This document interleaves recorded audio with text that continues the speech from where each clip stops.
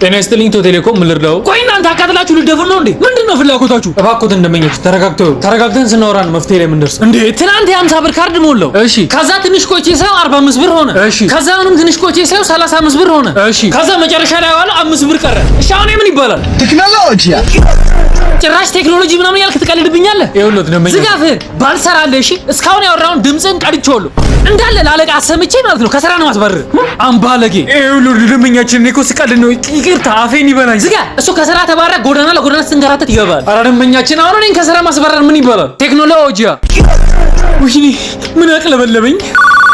ጤና ይስጥልኝ ኢትዮ ቴሌኮም ምን ልርዳው? እናንተ ግን ምን አስባችሁ ነው? አንቺ ደግሞ ምን ሆንሽ? ሁሌ የዋይፋይ ክፍያ ከፍላለሁ ግን ኢንተርኔቱ አይሰራልኝም። በቃ ኢንተርኔትሽ ከሆነ እናስተካክለዋለን። ምን ታስተካክለዋለህ? ጀዝባ ምን ነው አፎትን ከፈቱ ደመኛችን። ስሞትም አልበል ቤቲ ያንቺማ ኢንተርኔት እንኳን ጠፋ። ምን? አዎ ኢንተርኔቱ ቢስተካከልም እኮ ምን እንደምታይ እናውቃለን። ገደል ግባ፣ ጋናም ግቢ። እኔማ ጋናም አልገባም፣ ገነት ነው የምገባው። ገነት ፔንሲዮን